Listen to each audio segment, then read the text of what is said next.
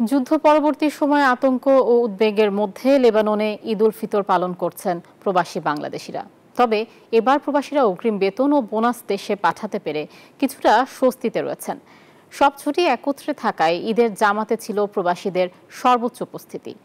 Lebanon থেকে জানাচ্ছেন মোহাম্মদ মিলন খান।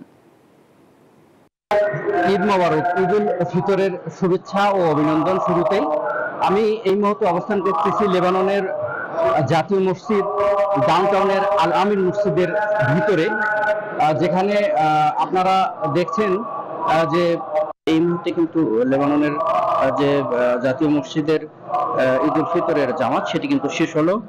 এই জামাতে কিন্তু লেবাননের বিভিন্ন এলাকা থেকে প্রবাসী বাংলাদেশিরা জামাতে অংশ নিয়েছে।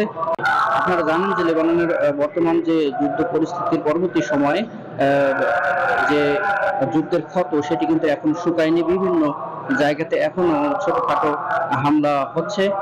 এই সংখ্যা থেকেই কিন্তু প্রবাসী বাংলাদেশিরা এবারে ঈদ উদযাপন করছে। বান্ডেল থাকলে প্রতি সেনমানিতে টাকা বাঁচবে। বিকাশ সেনমানি বান্ডেল কিনে জিতুন প্রতি লেনদেনে।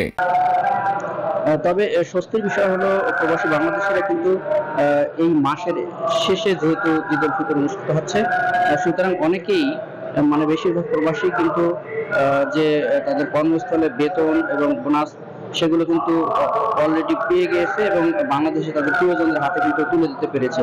সব মিলিয়ে প্রবাসী বাংলাদেশিরা আসলে কিভাবে ঈদ উল ফিতর উদযাপন করছে আমরা প্রবাসী বাংলাদেশিদের সঙ্গে একটু কথা বলার চেষ্টা করছি। একই সঙ্গে আজকে কিন্তু বাংলাদেশ দূতাবাসের চার্জ দি অ্যাফেয়ার্স মোহাম্মদ আনোয়ার হুসাইন তিনি কিন্তু প্রবাসীদের মাঝে ঈদের শুভেচ্ছা বিনিময় করবে। তার সঙ্গে কিন্তু আমরা কথা বলার চেষ্টা করছি। আলহামদুলিল্লাহ, সুন্দরভাবে আমরা আমাদের ঈদের নামাজ শেষ করলাম এবং আমাদের প্রবাসী ভাই বোনদের সাথে কথা বলছি। পারস্পরিক আমরা ঈদ শুভেচ্ছা বিনিময় করছি। আলহামদুলিল্লাহ, সামনের দিনগুলোতে আশা করছি লেবাননের পরিস্থিতি সুন্দর হবে, ভালো হবে। দেশের মাটিতে প্রিয়জনদের ছেড়ে প্রবাসের মাটিতে ঈদ উদযাপন শুধুমাত্র একটা আনুষ্ঠানিকতা মাত্র।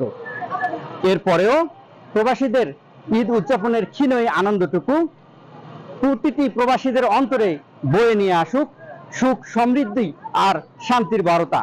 লেবাননের বেইরুত থেকে মিলন খান, নিউজ 24।